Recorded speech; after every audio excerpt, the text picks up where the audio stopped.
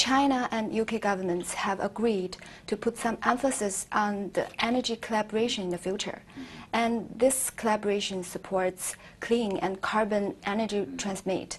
So will it affect your investment strategy in the future in China? For us, working closely with Chinese companies, you mentioned CNOOC, we signed a big LNG agreement, long-term supply contract, for the first time with China Huadian today as well, that will supply 20 years of LNG, which is a clean-burning fuel.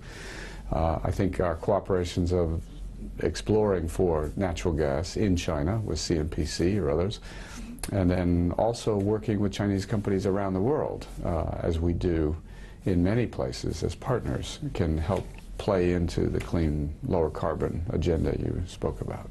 China's modeling a reform plan for its state-owned oil and gas companies, and the plan is going to be unveiled by the end of this year. So what's your take on opportunities for multinationals like BP in the process, and what kind of role do you think they can play?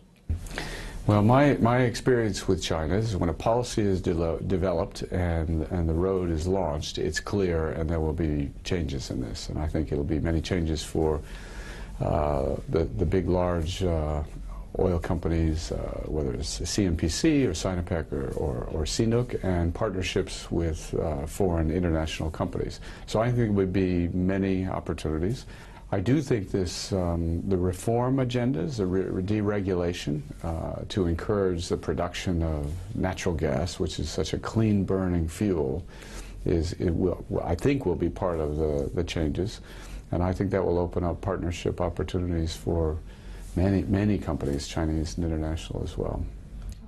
The SOE reform we are talking about now is actually tied with China's move to deepen its energy reform. And we know UK has also launched a big energy reform. What do you think we can learn from UK to let the market play a bigger role and to spur the company's enthusiasm?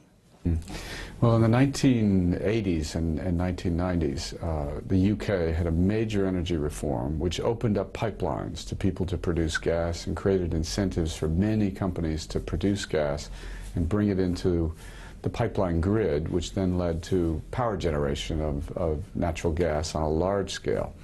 And I think that would seem like the direction that China would find interesting from the visits here in the UK. Because opening up gas supplies across the country and the development of pipelines open to producers can then go to the power plants seems very natural to me. As the world faces its pressures with higher carbon forms of energy, gas has lower emissions of CO2, which I think is a priority for the Chinese government as well. So I think that's probably the learnings that the Chinese government may see here in the UK.